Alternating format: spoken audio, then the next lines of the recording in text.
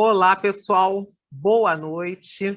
Todos bem-vindos ao Praticadamente. Hoje nós temos uma convidada muito especial que já veio aqui antes, deu uma senhora aula.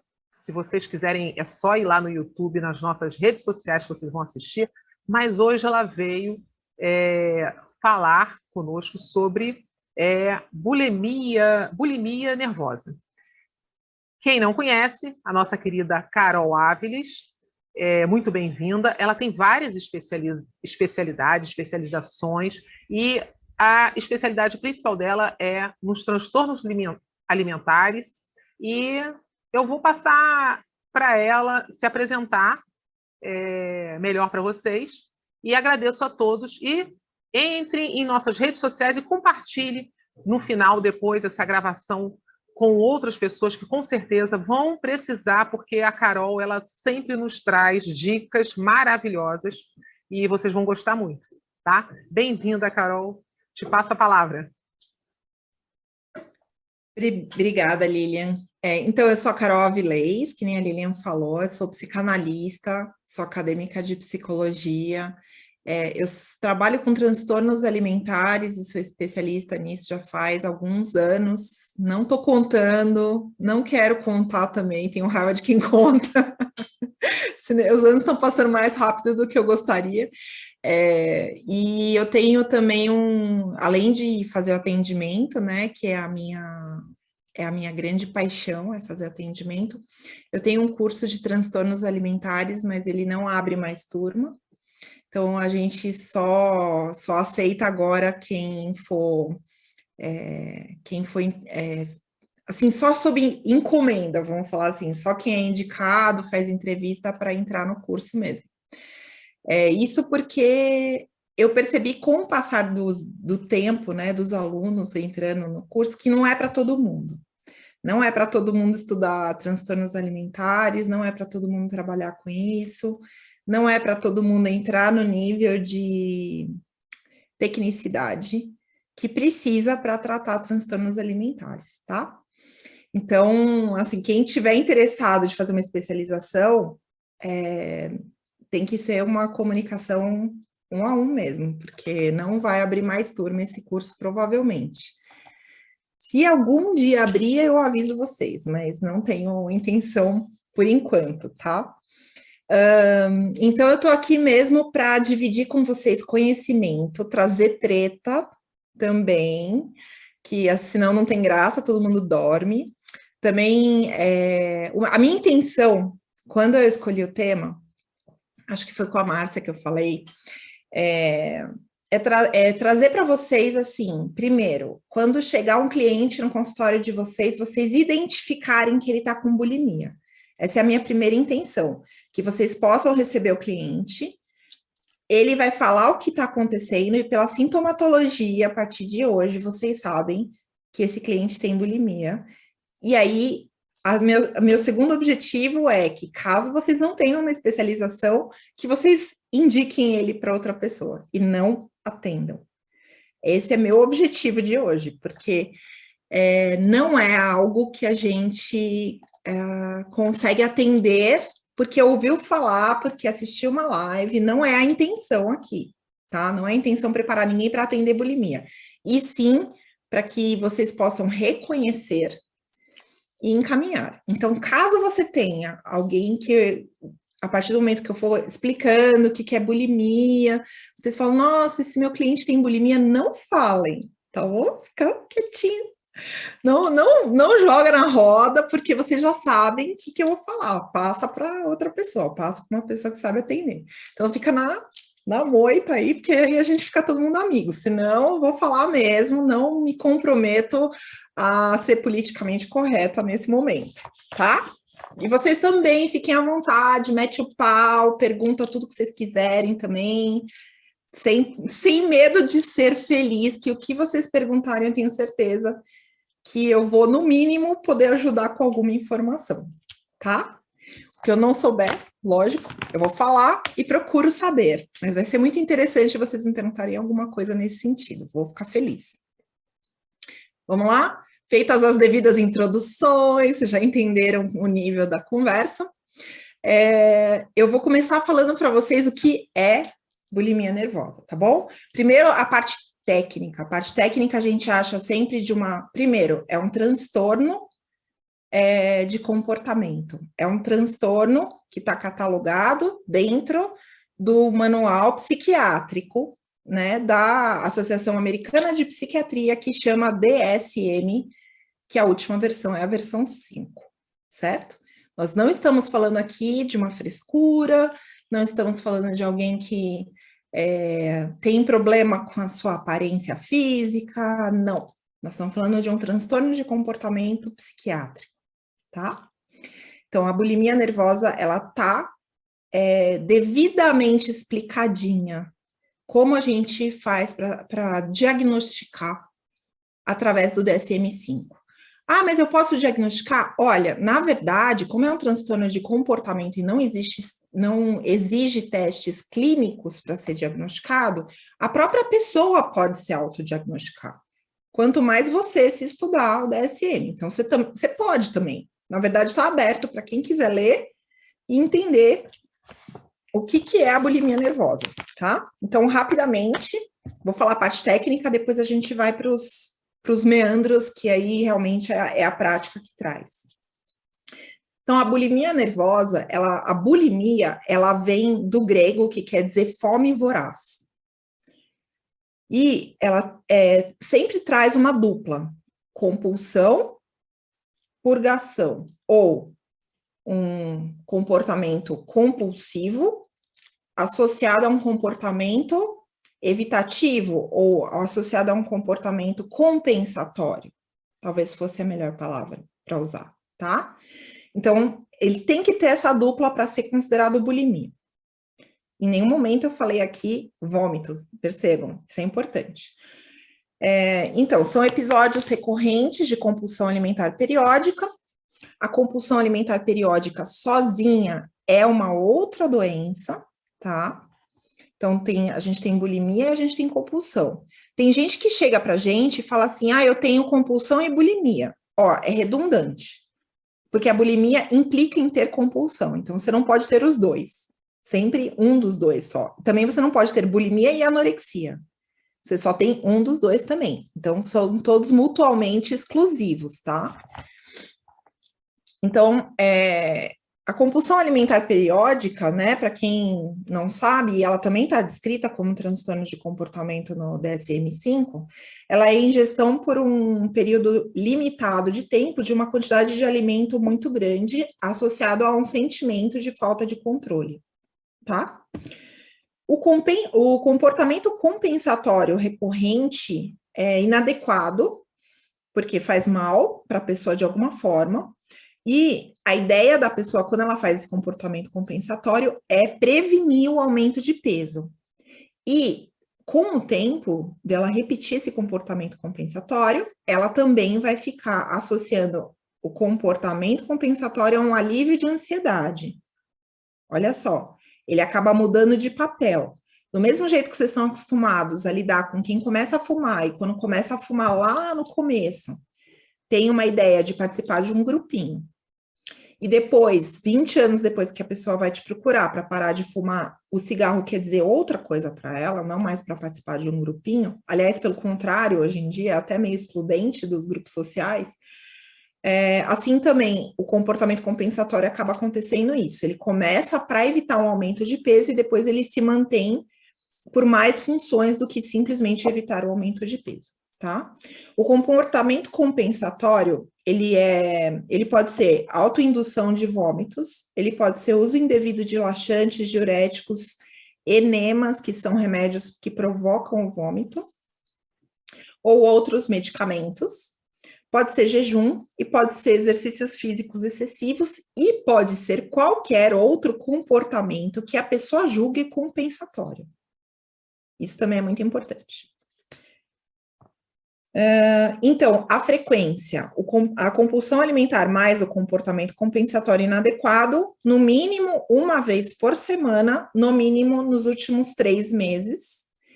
E isso, na verdade, é a forma que a gente vai diagnosticar a bulimia nervosa, tá?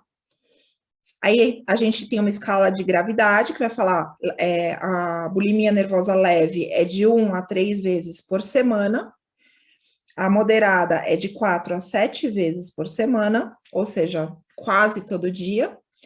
A grave é de 8 a 13 vezes por semana, ou seja, sim, mais de uma vez por dia. E a extrema, 14 vezes por semana ou mais, tá? Tem dois tipos de acordo com o DSM-5, de novo, tem dois tipos de bulimia nervosa, tem a purgativa e tem a sem purgação.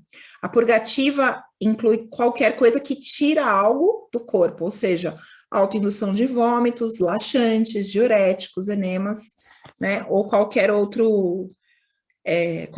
forma que a pessoa faça para purgar, né, para tirar aquela comida de dentro do corpo.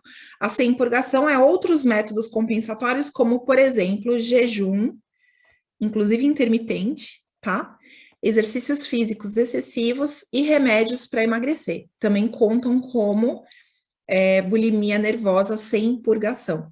É assim que se classifica dentro do compêndio da Associação Americana de Psiquiatria, versão número 5. Não sou eu só que estou falando, né? Eu estou falando, mas eu estou, na verdade, reportando para vocês o que está escrito lá.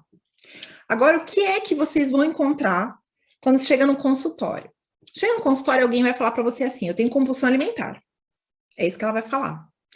A bulimia, alguns, é raro a pessoa já chegar e já falar para você que tem bulimia nervosa. Ela vai falar assim, eu tenho compulsão alimentar. Aí você vê a pessoa, né, nossa, você tem compulsão alimentar, como é que acontece? Ah, eu como muito, tal, e aí fico me sentindo mal, às vezes eu até vomito. Assim que vai ser a conversa. Aí você fala, nossa, mas você vomita? Ah, não, porque eu passo muito mal, sabe? Volta. Desse jeito, tá? Então, a conversa é mais ou menos por aí. Por quê? Ela, durante esse período, ela entende, e isso é aceito na sociedade, não é? Quando você come muito, você tá passando mal, o pessoal não fala, ai, põe a mão na garganta, tira isso daí logo, que você melhora. É uma coisa que a gente aprende, às vezes, até com a mãe a fazer. E aí a pessoa fala assim, nossa, eu tô passando mal. E realmente, acreditem, quando a pessoa tem uma compulsão alimentar, ela tem dor. Ela tem dor com aquela comida toda no estômago dela. Fora toda a ansiedade que causa o fato de ela ter comido por um período limitado de tempo uma quantidade de comida muito grande. A pessoa se sente mesmo descontrolada, imagina tudo aquilo que você ouve falar, né, em todos os lugares, com relação à falta de controle, à falta de força de vontade, a pessoa que é gorda para o que quer, sabe, o que a gente ouve falar de gordofobia, olha, de tudo. A pessoa já traz tudo isso para dentro dela quando ela olha que interessante, né? Acabei de fazer uma das metáforas mais usadas em consultório. A pessoa fala, eu trago tudo isso para dentro de mim, ou seja, ela come muito. É simbólico, é muito simbólico toda a parte alimentar. Você vai encontrar isso em toda a fala, e a gente usa isso também, né? Então, quer dizer, eu acabo, né, trazendo tudo isso para dentro de mim e aquilo fica insuportável. Além de ter uma dor física, a dor emocional, já falei emocional, a dor física, a dor emocional, a dor psicológica, a dor de todo o meu superego gritando na minha orelha, aquela coisa toda.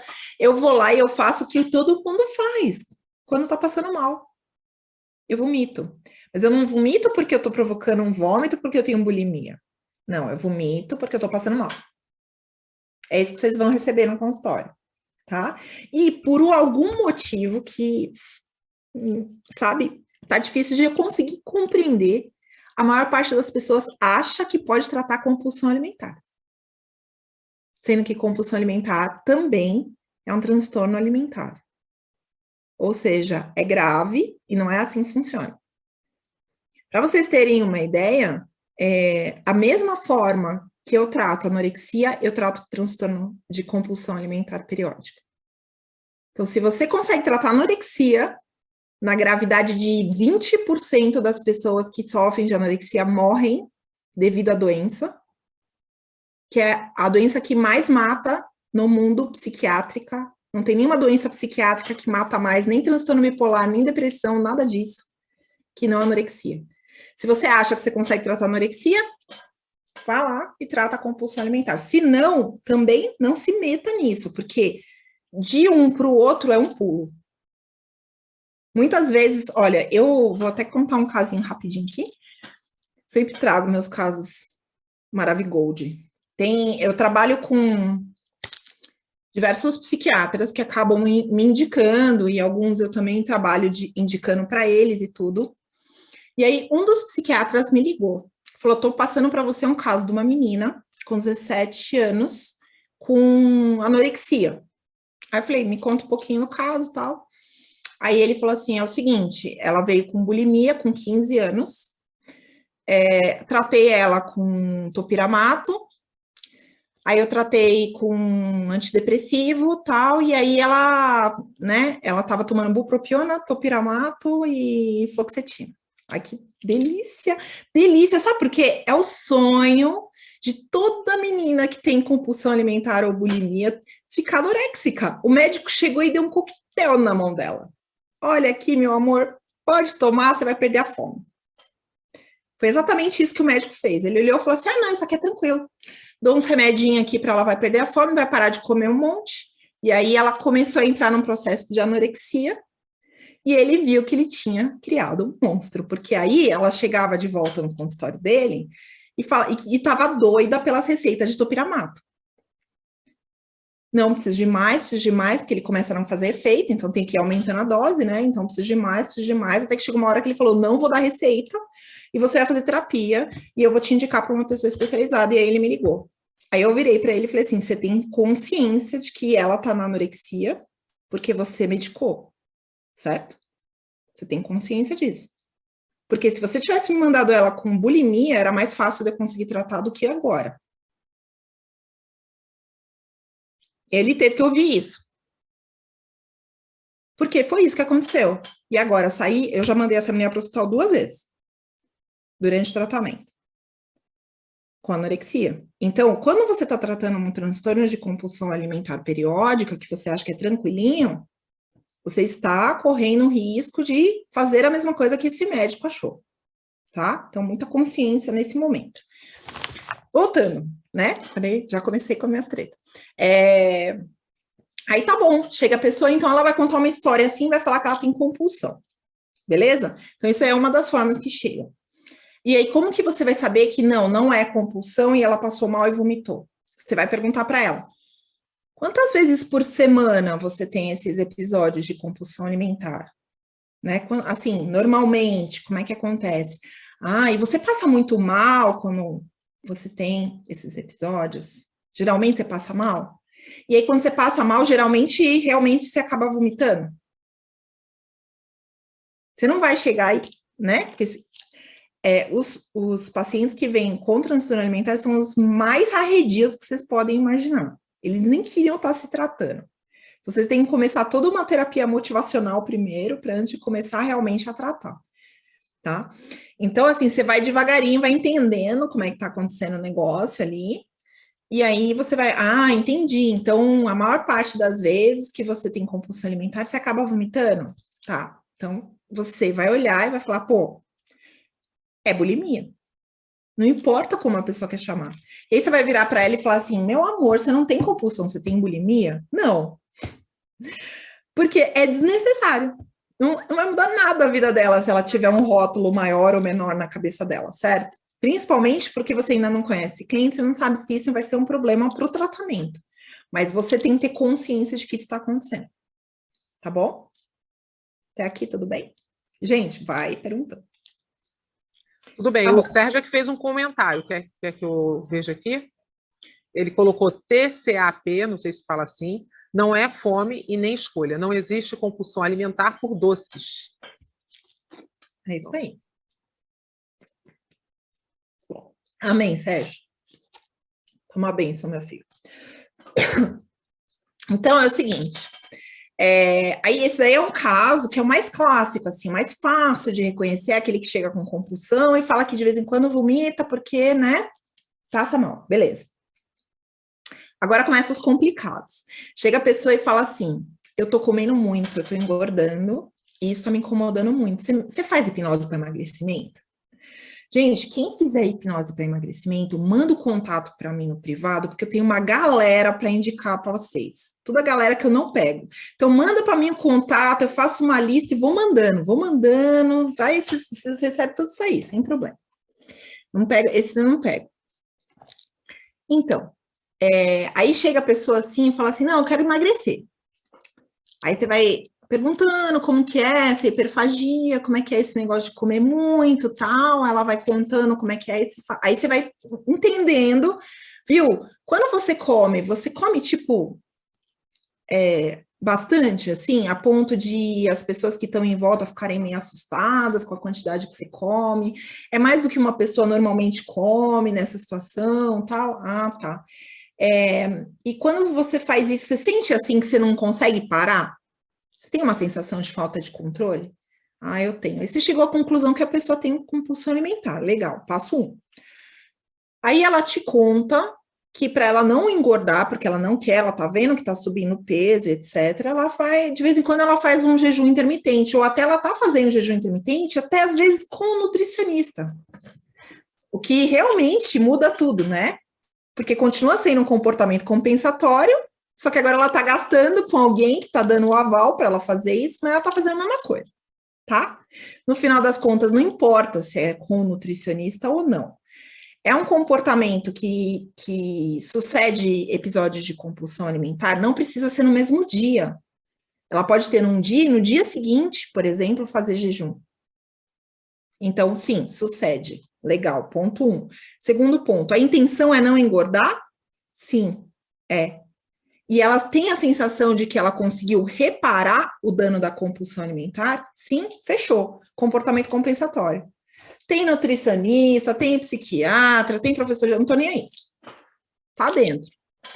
Certo? Até porque 45% dos nutricionistas, quando saem da faculdade, têm transtorno alimentar. É um lugar bom para você colocar um panfleto ali que você é um terapeuta, tá bom? Então, tamo junto, né? Aquele negócio, quando a pessoa fala assim, não, mas minha nutricionista que mandou, eu falei, viu, dá meu contato para nutricionista, entendeu? É mais ou menos isso que você pode fazer. Tá bom. E o jejum, mas eu me sinto bem com o jejum, é uma coisa que para mim faz bem. Gente, não importa se faz bem para você ou se não faz bem para você. Se você tem um transtorno alimentar, você não pode fazer jejum. Ponto. Se você tem um transtorno alimentar, você não pode fazer dieta. Sabe aquele negócio de tipo, se você tem uma cardiopatia, você não pode fazer um triatlon, alguma coisa assim? É a mesma coisa. Sinto muito, você tem uma condição psiquiátrica, você não pode fazer isso. Entendeu? Então, é um negócio que não é incompatível. Então, a partir do momento que a pessoa está com um transtorno alimentar instalado, ela é totalmente desaconselhada de fazer jejum ou dietas restritivas. Lógico que às vezes a gente ainda tem um problema que a pessoa tem transtorno alimentar e é diabética. Ela vai ter que fazer dieta. E aí a gente vai ter que ter um cuidado redobrado para essa pessoa não ter as recaídas dela. Tá? Outro caso, então, jejum, ok, né? Vômitos também a gente já viu. Que mais que a gente pode... tem coisas que são muito legais. A gente chega... Que é legal ir na academia, não é? Tipo, jejum, às vezes a gente até olha meio torto, às vezes até dá uma pinta. Agora, ir na academia não tem contraindicação, né? Depende. E na academia também pode ser uma contraindicação e também pode estar sendo usado como um comportamento compensatório não purgativo por essa pessoa. Por quê? Vamos lá, de novo, o que é um comportamento compensatório? Acontece depois de uma compulsão alimentar, tem a intenção de não engordar, alivia a pessoa e ela tem a sensação de que ela conseguiu resolver ou minimizar o problema de ter tido uma compulsão alimentar. Se ela fica 1 hora na academia, vocês acham que ela vai ter esse tipo de sentimento? Provavelmente não. a pessoa, ela sabe que qualquer relógio hoje em dia pega as suas calorias. Você sabe que uma hora na academia dá 2 bananas, né, gente? Na boa. A gente não vai para academia para perder caloria. Senão, você saiu de lá. Não, e o pessoal que vai para perder peso e toma um Gatorade enquanto treina? Eu acho lindo. Já é online o negócio, entendeu? Já toma e já repõe tudo, que quase perdeu. Não perdeu mais. É assim, opa, quase. Não foi. Mas assim, não é, né? Ninguém vai achar que compensou um episódio de compulsão alimentar com 1 hora de academia. O que vocês acham que acontece quando o exercício físico é um comportamento compensatório?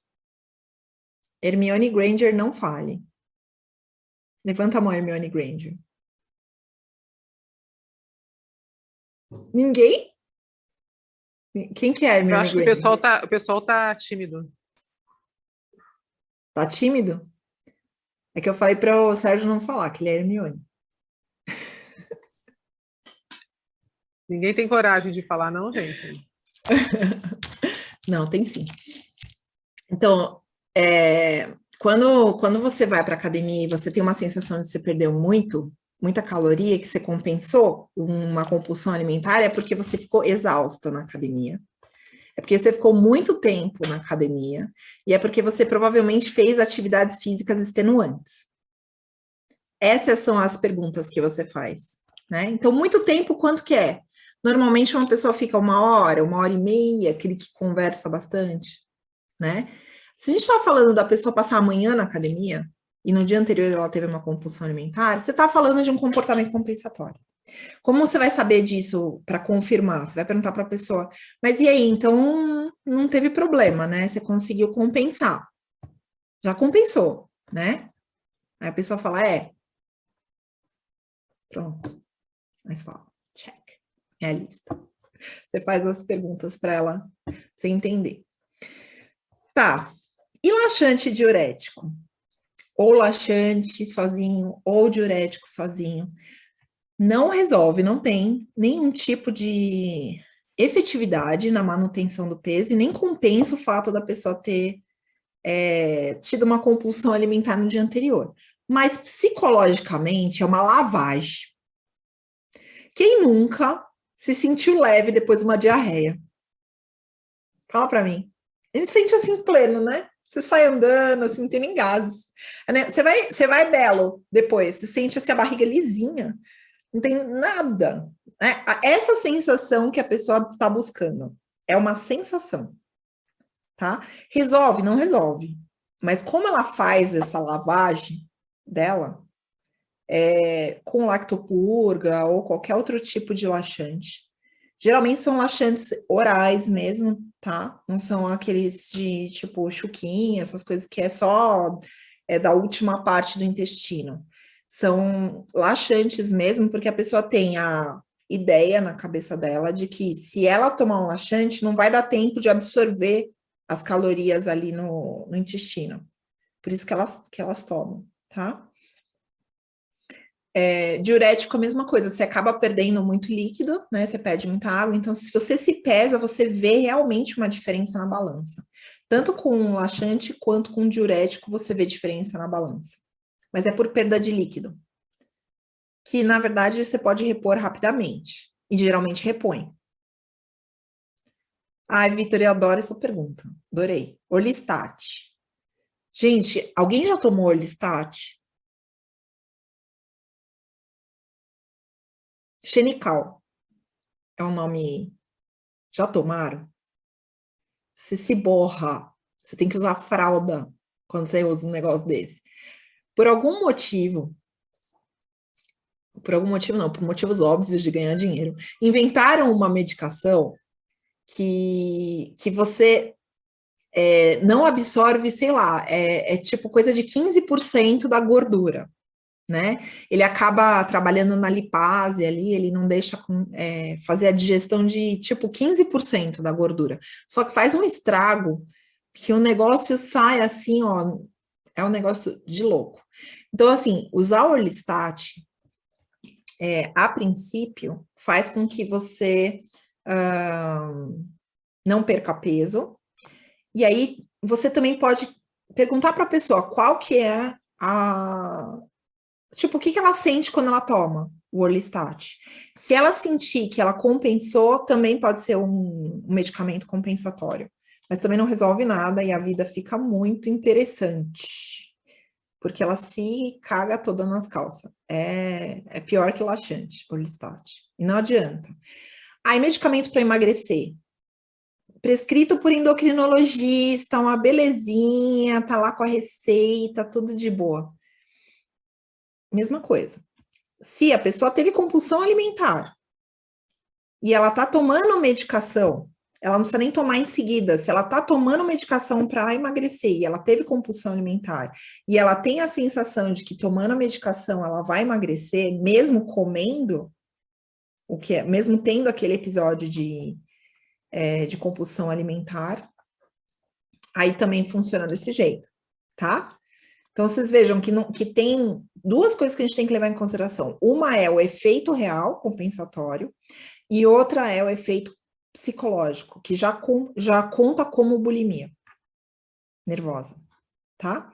E tem também diversos outros jeitos que a gente tem que, na verdade, diversas outras formas que a gente precisa avaliar, que é há quanto tempo a pessoa está fazendo isso, aí você vai avaliar se tem alguma implicação na saúde, tudo isso, mas aí nem precisa chegar nesse ponto se você já identificou que é bulimia, já passa para um colega que tem especialização. Lilian? Carol, a Marcinha ela falou que ela não conhece quem tomou, mas teve uma época que era modinha. E a Elaine Glória, ela falou que tem ouvido falar na academia do uso da noz da Índia. O que você tem a nos dizer? Então, é o mesmo efeito, né? Laxante. Tem um monte. Gente, tem um chá que chama Sene, que é pior, ele é mais agressivo como laxante do que lactopurga. E é um chá. Então, não é porque é noz, porque é castanha, porque é natural, porque é chá, que não é laxante, tá?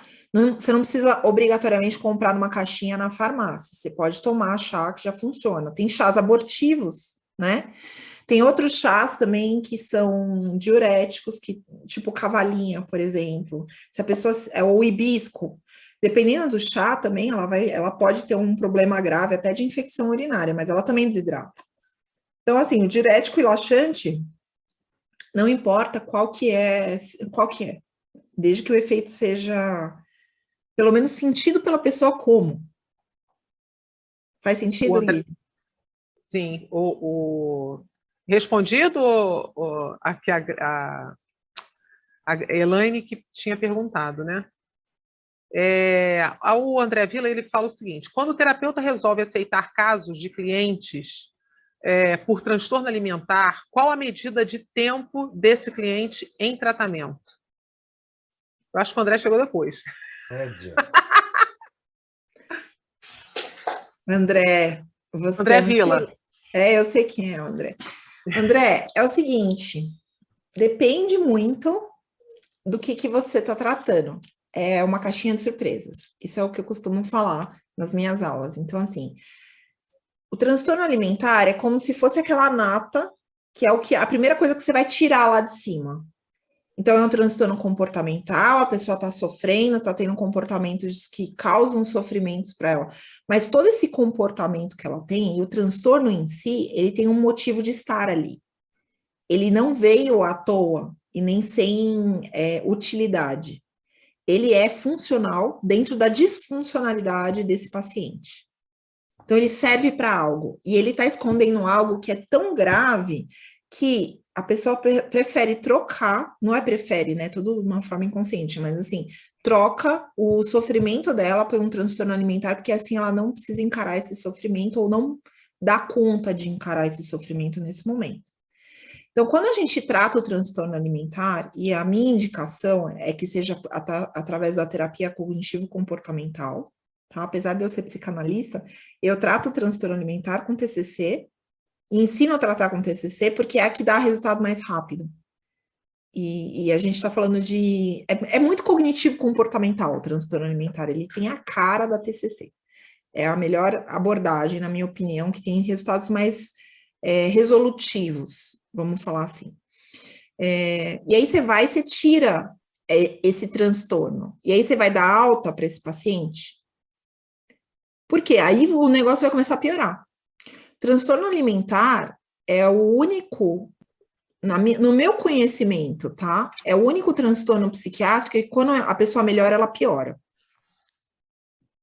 Quando a pessoa tem compulsão alimentar e deixa de ter, ela piora. Você precisa estar esperando qual vai ser a piora. A piora tem que ser, na verdade, uma alegria para você como terapeuta. Ela tem que falar para você que ela está se sentindo pior do que antes. Porque esse transtorno estava ocupando um espaço. E agora que ele não está mais lá, algo vai vir e você não sabe o que é. Pode ser que seja um transtorno bipolar, pode ser que seja depressão maior, pode ser que seja uma lembrança de um estupro, de abuso sexual infantil ou não. Pode ser que seja até uma mudança, tipo uma vida muito incoerente ou incongruente com relação à parte profissional que causa muito sofrimento. Casamentos que precisam caminhar numa direção diferente de onde estão indo, diversas coisas. E a pessoa vai ficar mal. Aí, dependendo do que aparecer, a gente consegue ajudar mais rápido e aí termina o tratamento. Dependendo do que aparecer depois, demora muito tempo. Então, o transtorno alimentar em si, só o transtorno alimentar, eu diria para você que uns 4 a 6 meses é o tempo que a gente espera ter uma remissão dele. Desde que tenha, né, motivação no paciente, que ele esteja preparado para fazer a terapia, que ele esteja engajado no processo, que haja rapport, todo aquele negócio. Depois disso, você não sabe, porque aí é a big surprise que você vai ter depois, você não sabe. Pode ser super grave e pode ser uma coisa que é mais comportamental, como, por exemplo, um relacionamento, um trabalho, alguma coisa que você consegue ajudar esse cliente a caminhar mais rápido. Ou ainda, você também pode se colocar naquela posição falando assim, olha, eu vou até o transtorno alimentar e daqui para frente eu vou indicar você para um colega. Também dá. Mas eu acho que o Irmo quer perguntar agora, né? Sim, o Irmo, e tem também depois uma outra pergunta no chat. Pode falar, Irmo. Boa noite, Carol. Parabéns pela explanação, estou gostando muito do tema. Carol, Reich, quando ele estava fazendo o tratamento dele com câncer, na caixa orgânica, ele descobriu que ele conseguia curar, né, as pessoas do câncer. Contudo, as pessoas acabavam desenvolvendo outros problemas que acabavam trazendo para ele o óbito, né? Reich chamou esses problemas de fobia de cair, angústia de cair e angústia do orgasmo. Eu não sei se tem a ver isso com o que você acabou de explanar. Você sabe, você já chegou a fazer essa relação ou não? Irmã, eu ligo muito o Reich com a própria psicodinâmica da freudiana / lacaniana, né? Então, assim, para mim, eles estão todo mundo falando a mesma coisa. Inclusive, eu faço toda uma conexão entre ele e Jung. Para mim, tá todo mundo dentro da mesma visão de alma, como eu digo, assim, uma coisa, né? Mas, assim, o que o Reich percebeu é que a angústia é a angústia de cair, não é? Alguma coisa nesse sentido, corresponde como se fosse a pulsão de morte do Freud, não é? Não, a angústia, assim, ele tratava a pessoa. Aí, o que acontecia? A pessoa tinha que ir no consultório para usar a caixa orgânica. Ela desenvolvia uma fobia de que se ela saísse da cama, ela iria quebrar a coluna. Ou se ela saísse da cama, ela iria quebrar os joelhos. Ou se ela fosse descer uma escada, ela ia cair da escada. Então, essa fobia impedia ela de chegar no tratamento. E daí, teve uns que desenvolveram o que ele chama de fobia angústia do orgasmo, que durante o tratamento na caixa orgânica, a pessoa sentia a energia pulsando, principalmente nos órgãos genitais, E aí o que acontecia? Essa pessoa, num primeiro momento, melhorava, até curava o câncer, só que depois, para não sentir de novo esse formigamento no órgão genital, que seria a reativação da área do que ele chamava de um genital pleno, que seria uma pessoa já com uma maturidade emocional plena, que seria o caráter genital, ela desistia do tratamento e acabava voltando os sintomas do câncer, que acabava levando à morte. E aí ele descobriu que ele curava primeiro o câncer e depois ele começou a tratar essas fobias. E aí ele começou a ter resultados de cura. Isso. Então, mas é exatamente o correspondente na prática, simbolicamente falando, à pulsão de morte e à pulsão de vida do Freud. A ideia é a mesma, com exceção de que a representação é diferente do que cada um observou. Mas sim, tem muito a ver com isso. Então, assim, uma coisa que a gente acaba não entendendo no cliente é que ele não é um problema para ser resolvido. E que tudo que aparece no físico, ele veio de algum lugar primeiro. Tudo, não quero ser generalista, a gente tem toda a parte de filogenética, etc., mas tem muitas doenças que, quando aparecem no físico, têm uma origem anterior. E elas só se manifestam no físico. E aí você vai lá e tira a doença e a origem anterior não foi tratada. E essa origem anterior precisa ser abordada. Então, é bem por aí. No caso dos transtornos alimentares, Irmo, é muito óbvio. Tanto que é muito óbvio mesmo, assim. A gente, no dia a dia, nossa fala tem muita coisa que já mostra isso. Tipo, engolir sapo, ficar... só me veio engolir sapo na cabeça, mas tipo, um monte de coisa que a gente fala é pôr para dentro, tirar para fora, ficar engasgado, sabe? Tem muita coisa a ver com isso. E como a gente está falando de um período pré-cognitivo, do ponto de vista de Freud, que seria a fase oral, pré-cognitivo, que é muito simbólico, então a gente tende você não precisa nem ter fixação na fase oral para ter um transtorno alimentar, você tende a ir para uma fase pré-cognitiva quando você precisa simbolizar, tá? Eu tô levando para um lugar assim que dá uma discussão de horas, né? Então não quero entrar muito aí, mas só para você entender, é muito simbólico. Então, assim, falando mesmo de uma forma mais superficial, que é o que a gente traz para cá, a gente está falando assim, o transtorno alimentar não está ali porque a pessoa se recusa a comer. O transtorno não está ali porque ela é gulosa, porque ela tem muita fome. Então, é só ela fazer uma bariátrica que resolve. Não, ele está ali porque ele é um símbolo, ele é uma energia pulsional, se a gente for usar a linguagem psicoanalítica, que está se manifestando como um sintoma no transtorno alimentar. E a gente não pode fechar as portas ou os olhos para isso, porque eu tô cansada de ver gente falando assim, não, isso já está resolvido, como se a gente fosse um problema. A pessoa é complexa demais. E essa complexidade se manifesta em doenças mais complexas também. E o transtorno alimentar é uma das doenças mais complexas que eu conheço.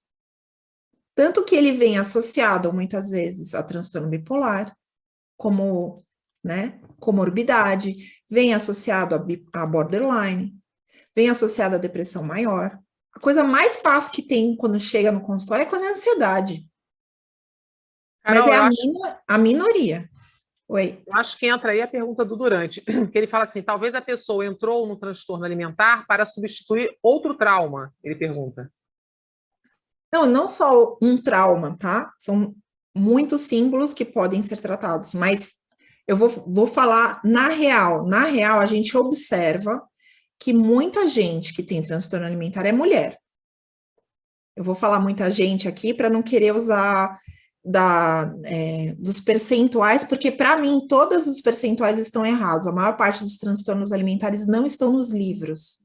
Não são diagnosticados, as pessoas têm vergonha, é subdiagnosticado.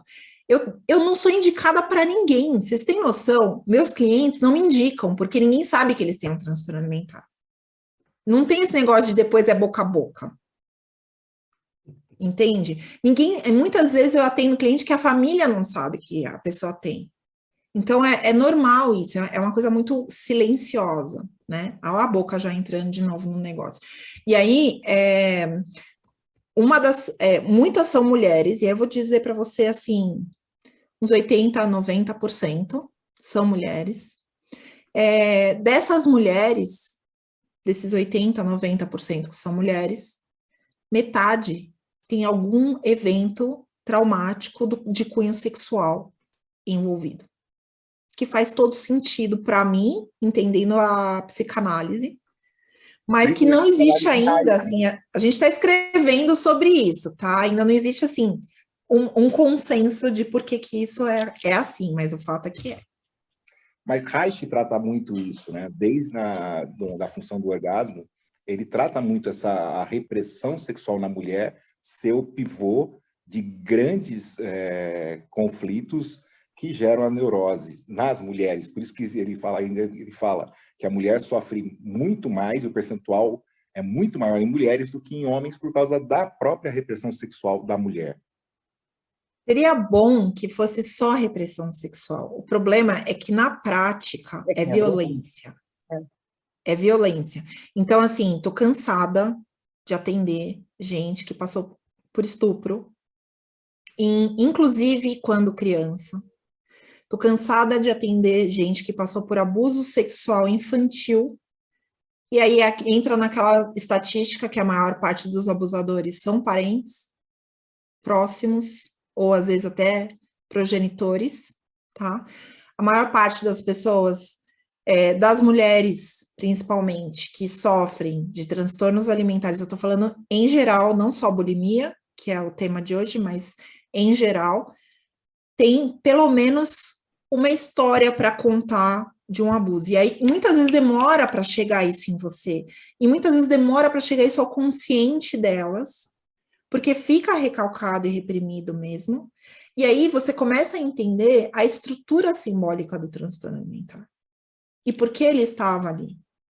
Então, quando a gente trata o transtorno alimentar, assim, eu gosto de tratar, primeiro porque tem um cunho pessoal muito importante para mim. Eu fui bulímica por 15 anos, então, para mim é uma questão até de propósito, né? Tem uma coisa muito forte.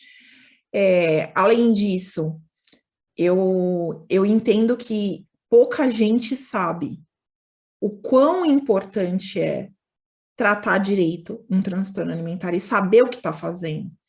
E outra coisa que eu acho muito legal tratar e trabalhar nessa área é que você nunca para de estudar. Porque tem uma hora que vem transtorno bipolar, tem hora que vem TOC, tem hora que vem dismorfia corporal, que aliás nem médico sabe direito o que é. No meu curso eu explico exatamente quem é que tem, que a maioria não tem dismorfia corporal. Enfim, sabe? É tanta coisa separada que vem junto, e aí você fala assim, mas como que essas peças se relacionam? Eu acho muito empolgante. E é para quem gosta de estudar, é para quem quer fazer um trabalho sério, e principalmente para quem não tem pressa. E aí eu vou falar mais uma coisa que eu tinha trazido até a anotação aqui, para eu não esquecer de falar para vocês. Transtorno alimentar não se trata com terapia breve.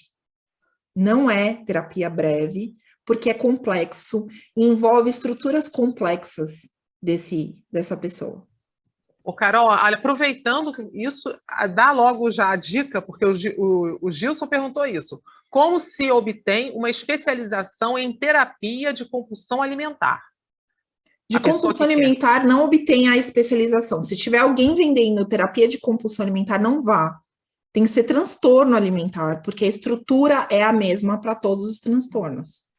Tá? Então, de novo, ninguém trata só compulsão alimentar. Se a pessoa está tratando só compulsão alimentar, ela está fazendo o favor de tirar a pessoa de um lugar onde é mais fácil tratar e levar ela rumo à anorexia.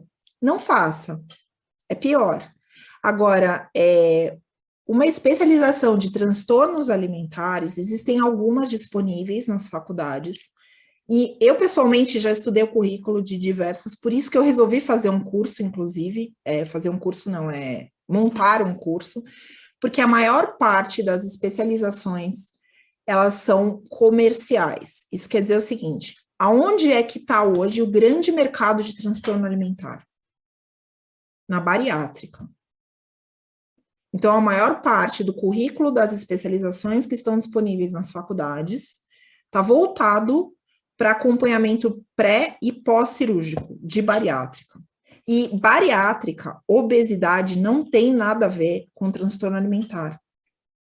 Não tem nada a ver.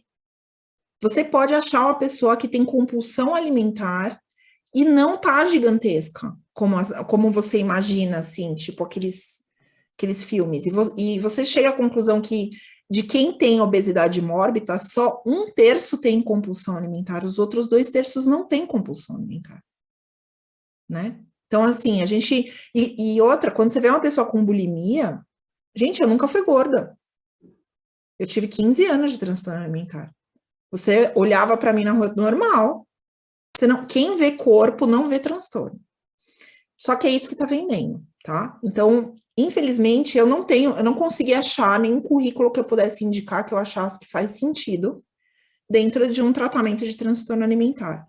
Já participei de diversos simpósios e o que eu mais gosto é óbvio, né? É o pessoal da psicanálise lá da PUC do Rio de Janeiro. Eles têm não sei como que é a sigla, mas chama SOBRAPA, que é da Sociedade Brasileira, sei lá, Sobrata, acho que é Sobrata, Sociedade Brasileira de Transtornos Alimentares.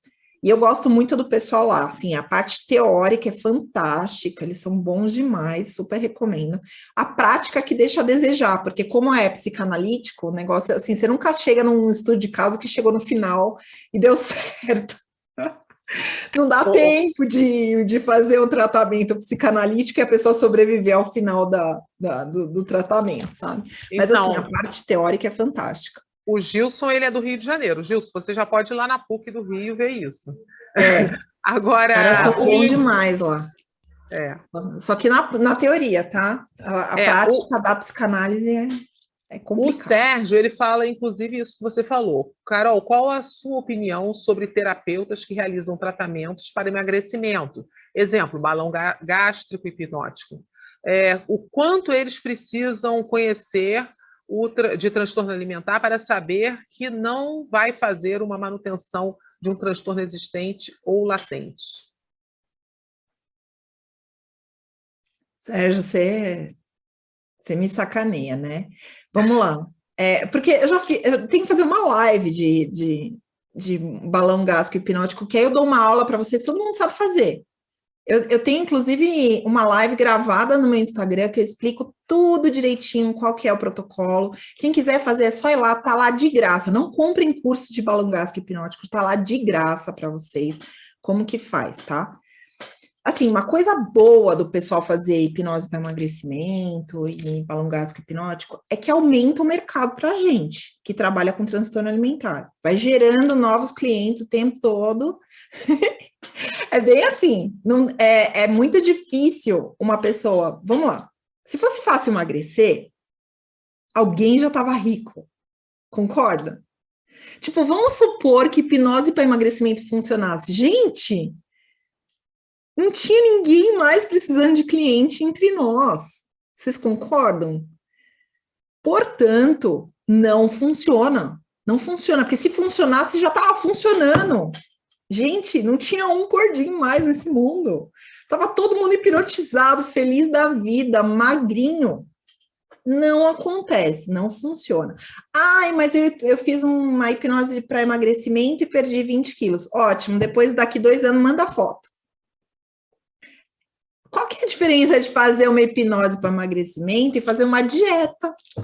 Nenhuma. No final das contas, você vai ficar do mesmo jeito que você estava, ou maior ainda, porque o problema, de novo, a comida é simbólica, né? A gente não vai ter um problema com a comida, é só a reeducação alimentar. Você aprende a comer direitinho, não é assim.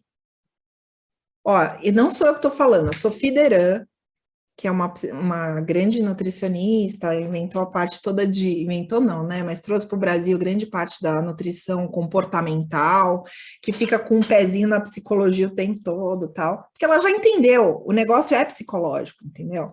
Você quer trabalhar com nutrição e não quer deixar o pessoal doente, você vai ter que entrar na psicologia, não tem outro jeito para você ir.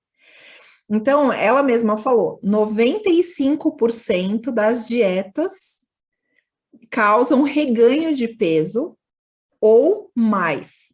Ela falou. Pode entrar lá, né? E as pesquisas falaram, né? Ela é professora na USP e tudo. Os outros 5% que deu certo, você fala, não, vai que eu sou 5%. Os outros 5% viraram cliente para nós, no transtorno alimentar. Entendeu? Então, assim, ou você ganha o peso de novo e fala, putz, perdi dinheiro e perdi um monte de peso, ganhei um monte de peso de novo, tal, aquela coisa toda. Ou você agora tem um problema que virou um transtorno alimentar. O maior fator que dispara um transtorno alimentar é uma dieta. Olha que beleza. E a hipnose para emagrecer? A hipnose para emagrecer julga que você, através de sugestões, vai deixar de comer as coisas que você engorda. E vai ter só vontade de comer maçã. Gente, só eu que sei que isso não funciona. Não é verdade? É o que eu falei, se funcionasse, gente, quantas mulheres não estavam na frente do espelho fazendo auto-hipnose? Não precisava nem de um hipnose. Nossa, as mulheres tentam fazer isso o dia inteiro.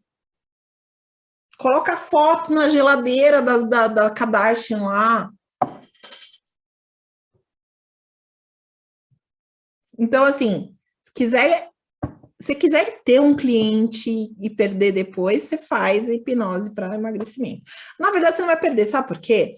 Quem vai atrás de emagrecimento já está acostumado a saber que a culpa é dela, entendeu? Porque assim, não é que a dieta não dá certo, eu é que não consigo fazer dieta. Não é que a hipnose que não deu certo, até deu, mas é que eu sou, assim, um caso perdido, entendeu? É capaz de ela voltar e ainda comprar de novo. Então, assim, mercado ótimo. O Flávio, ele fez alguns comentários aqui. Ele falou o seguinte, o transtorno alimentar está relacionado ao mito da beleza. Geralmente está relacionado à imagem corporal, à luta pelo corpo perfeito. Bariátrica tem a ver com o interesse comercial e ao desconhecimento sobre o transtorno alimentar. Foram os comentários do Flávio. Perfeito, Flávio. Esse é meu aluno. E o Sérgio tem um comentário aqui. Além de termos que estudar muito, há uma sensação de missão, pois salva vidas. São doenças mentais que mais matam dentre todas. Não há curso como o da Carol, de longe é o mais bamba do Brasil. Sérgio, eu já falei que eu não estou vendendo nada. A turma não está aberta, gente. E eu não estou falando de escassez, aquele negócio de marketing. Realmente não está aberta a turma. Só entra por indicação agora. Tem entrevista para fazer meu curso. Agora, o Durante fez um comentário aqui interessante. Eu desisti de querer emagrecer com hipnose. Muita gente para eu hipnotizar para me ver magrinho. Ele prefere hipnotizar as pessoas para verem ele magrinho do que ele emagrecer por hipnose. É isso aí, Durante. Já que a gente pode fazer a sugestão que a gente quer, não é verdade? A gente fala, né? Me vê magrinho, pronto, né? Tá certo. Bem, nós estamos quase terminando. Carol, fica à vontade aí, se alguém quiser perguntar também. Tá ótimo, por mim continua, mas... Na verdade, eu queria saber se tem alguém que tem alguma dúvida de como reconhecer alguém que chegou com bulimia no consultório de vocês. O Vila está com a mão aberta. Vila, E o Gilson perguntou por que o tempo nos faz engordar. Essa pergunta é ótima. Fale por você, tá, Gilson? Fala por você. Fala, André. Na verdade, eu queria fazer uma menção a Carol, que da última vez que nós nos encontramos, eu estava fazendo um relato de um caso e eu estava assim meio perdido. Fui pego meio desprevenido naquela situação e foi a palavra dela de se você tomou a decisão, vá, que me deu um suporte para isso. Ela realmente apresentou muitas das coisas que nós conversamos naquele momento E ainda ela tirou o caderninho da gaveta com todas as medidas dela. Ela está emagrecendo bem devagarzinho, está indo bem, não teve mais aquelas crises que tinha no começo. E aí hoje você me preocupou um cadinho quando você falou aquilo, mas estou acompanhando. É por isso que eu perguntei, está dentro do processo? Porque eu falei para ela, o motivo pelo qual você me procurou, você está de alta. Você quer continuar, eu vou até onde você quiser. Mas o ambiente onde ela vive é muito contaminado. E eu queria te agradecer. Eu só continuei por conta daquele dia. Senão eu teria desistido. Todo mundo falando para desistir. Você deu um break, falou, não, tomou a decisão, agora vai. Estou segurando no osso, viu? Porque vai, cada semana é uma novidade. É uma nata. Obrigado, Carol. Obrigado pela generosidade de compartilhar. Porque às vezes a gente se vê perdido durante um caso, e uma palavra norteia a gente. Obrigadão. Ah, André, emocionei.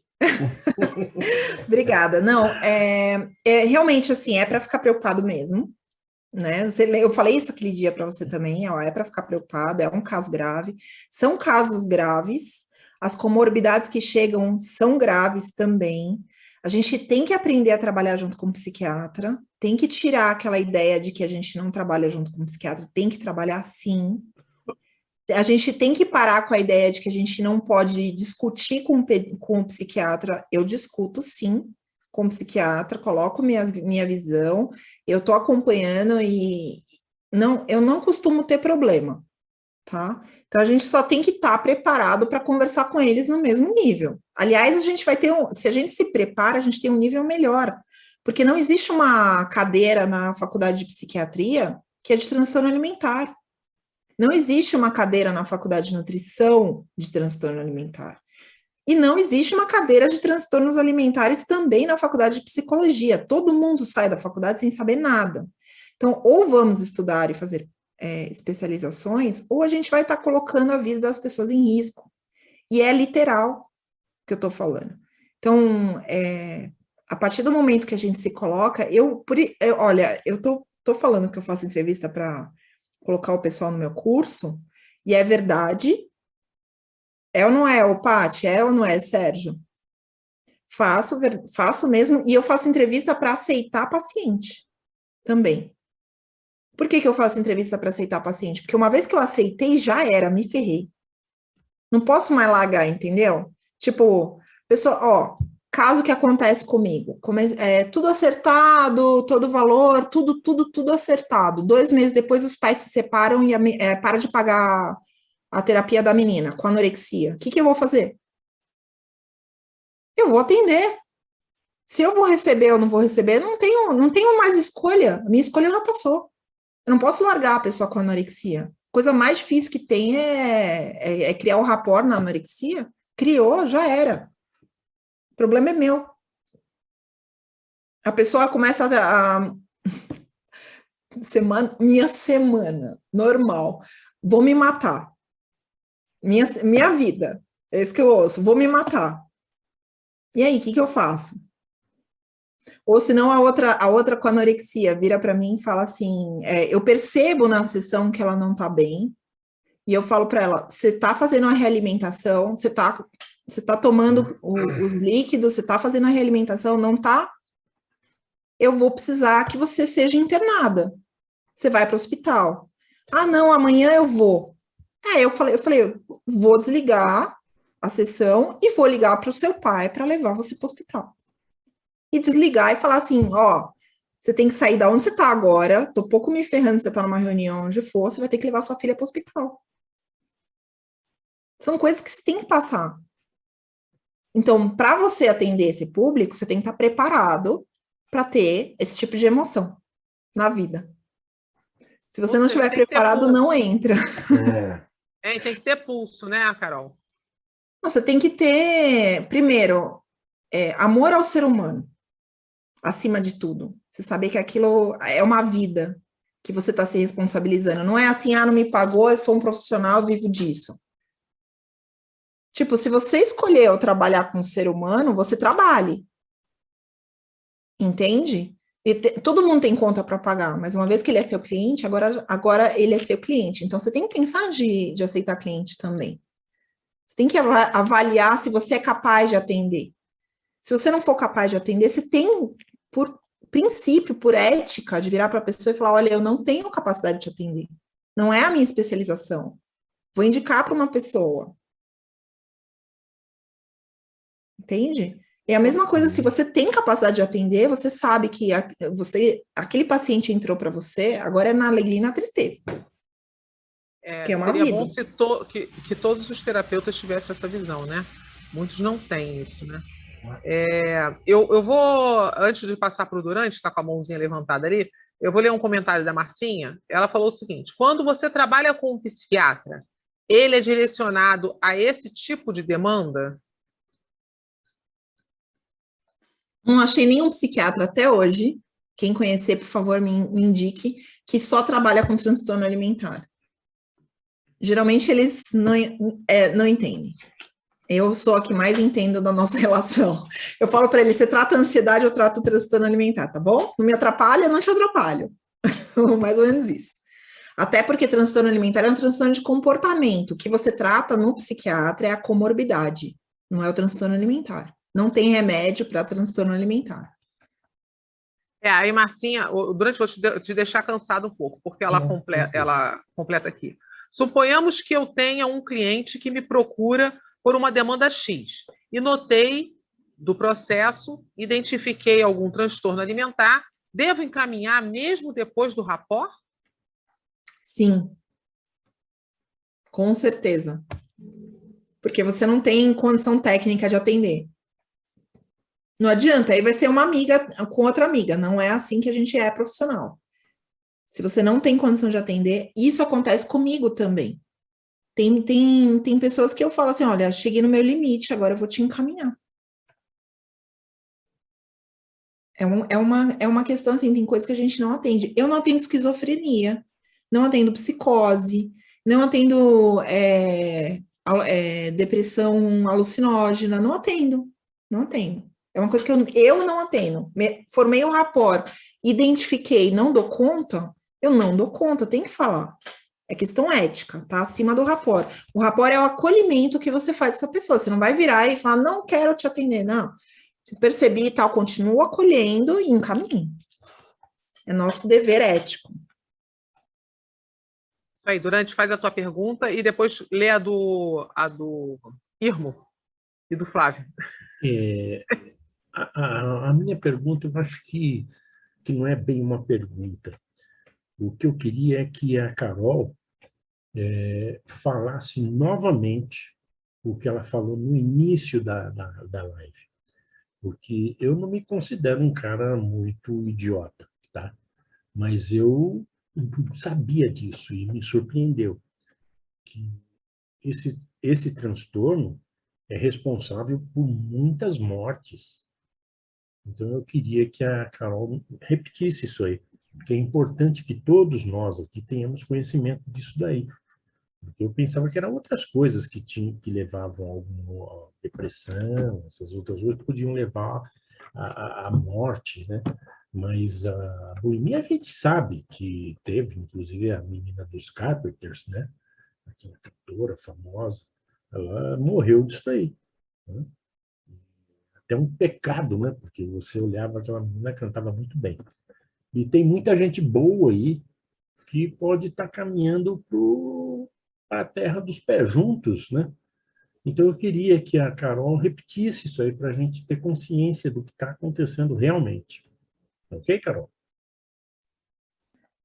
Eu entendi que você quer que eu repita sobre a mortalidade dos transtornos alimentares, né? Então, eu vou aproveitar e repetir também que transtorno alimentar são todos. Compulsão alimentar, anorexia, bulimia e outros que a gente não vai falar aqui, todos são transtornos alimentares tão graves quanto.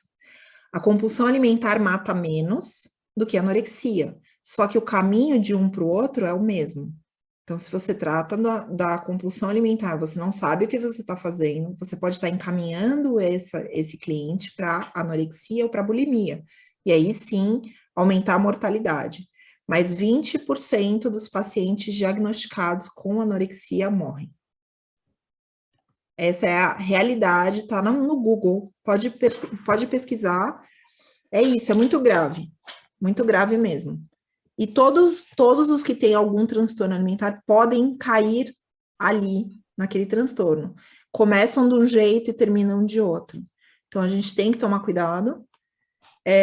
Não tratar... O meu objetivo da live era que vocês conseguissem identificar quem tem bulimia e chegasse no consultório de vocês para não atender, caso não tenha especialização, e que vocês soubessem que é um transtorno muito grave, e que compulsão alimentar pode vir a ser tão grave quanto uma anorexia. Então, que a gente também não deve tratar como se fosse uma hiperfagia, como se fosse uma alimentação em excesso. É isso, Durante? Eu vou ler, então, aqui o rapidinho do Irmo, antes de passar para o Sérgio.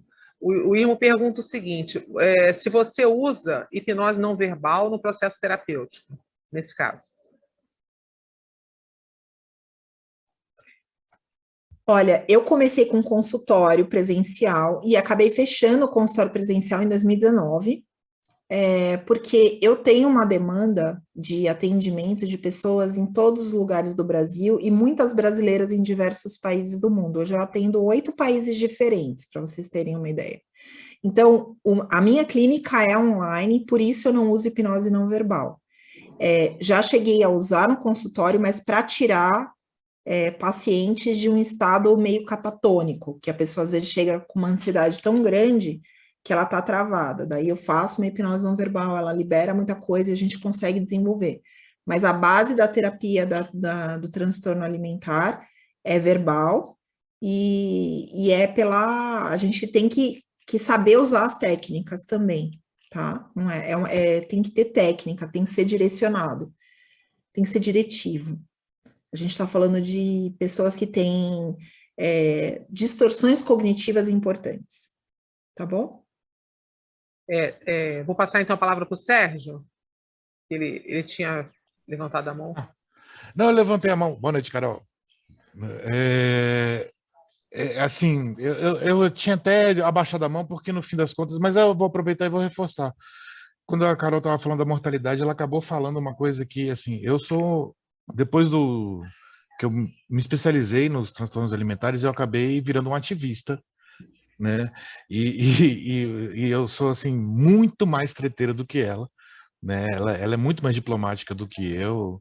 Eu fiz até uma pergunta capciosa justamente para provocar, né? Mas, assim, eu acabo fazendo também palestras como essa que ela faz, mas, assim, eu acho que o principal recado, eu acho que é muito importante, então vou aproveitar e fazer meu ativismo, né?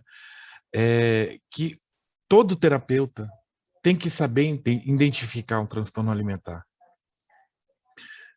para não tratar, se você não sabe tratar. Porque assim, a experiência que eu estou tendo é bem menor do que a da Carol, mas assim, uma sensação de que as pessoas estão quase na falência terapêutica. A Carol, ela gosta de usar muito o termo de que quem chega na gente são os largados e pelados, são aqueles que já passaram por milhares de coisas e não tiveram resultado. E realmente o que a gente vê é que as pessoas chega um momento em que elas quando elas param primeiro elas ficam fazendo durante vários anos uma manutenção do transtorno dela, como ela vou manter meu transtorno sem sofrer. E chega uma hora que ela vê, não consigo manter sem sofrer. E aí ela assim, como é que eu faço para parar? E aí ela vai tentando com vários caminhos que não dão certo. Porque as pessoas confundem com vício, confundem com falta de força de vontade, confundem com tudo menos com o que é o transtorno alimentar. Então, eu acredito assim que todo mundo que trabalha com saúde mental deveria pelo menos saber identificar. E outra coisa que é bem importante em relação a esse processo de identificação é que algumas pessoas de transtorno alimentar são experts em saber como burlar o terapeuta, o psiquiatra, o endócrino, para que ele não perceba que você tem um transtorno alimentar. Só que uma vez que você entende o que é um transtorno alimentar, você entende quando ela está tentando te burlar. Né? Então, uma anoréxica, ela vai fazer de tudo para que um psiquiatra dê um medicamento anorexígeno para ela. O endócrino deu um anorexígeno para ela. Então, ela vai falar tudo que não deve ser falado, assim, ela não vai falar tudo que não deve ser falado para identificar a anorexia. Então, essa palestra da Carol é sempre muito importante como um alerta para a gente. Tá?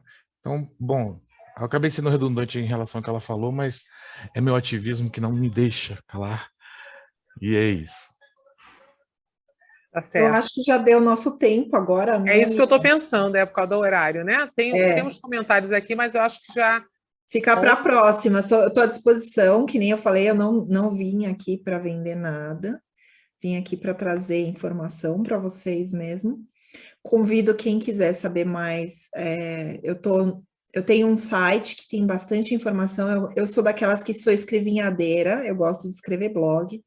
Então, eu tenho www.carol-avilés.com.br. O Avilés é AVILEIS.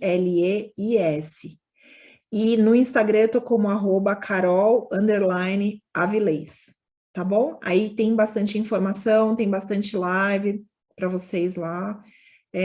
Eu procuro ser bastante generosa nas informações que eu distribuo, também eu faço o meu melhor, porque eu creio que isso vai gerar mais conscientização também para as pessoas, tá bom? Obrigada pelo convite. Nós que agradecemos aqui, e quando quiser pode voltar trazendo outros temas, ou até o mesmo, né? Porque é um assunto que vale sempre a pena ser lembrado e reforçado. Eu acho que eu concordo plenamente. Quando aparece algum cliente, poucos que aparecem, mas eu não, é uma área que não é minha especialidade, então eu não gosto de tratar, eu prefiro passar, né? Mas eu acho muito importante essa conscientização. Eu vejo muita gente falando, como você falou, em técnica, eu quero botar um balão gástrico, eu quero, né, pode fazer isso, pode fazer aquilo, e eu sempre converso com a pessoa que não é muito por aí, né? Eu procuro fazer uma psicoeducação, vamos dizer assim, educar a pessoa, como você falou, né? Porque a mídia vende tudo muito fácil, né? E não é tão fácil assim. Bem, eu gostaria muito de agradecer a sua presença, agradecer a presença de todos aqui que estão à noite, até essa hora com a gente. É um papo muito gostoso. Pela gente, a gente fica até mais tarde, né? Mas teremos outras oportunidades. E pedir a todos vocês que estão aqui presentes, você que está aí no YouTube, que nos siga nas nossas redes sociais, nos sigam e marque ali, compartilhe, para que esse tema, que é um tema tão importante, chegue a maior número possível de pessoas, de repente até aquela pessoa que você desconfia, né?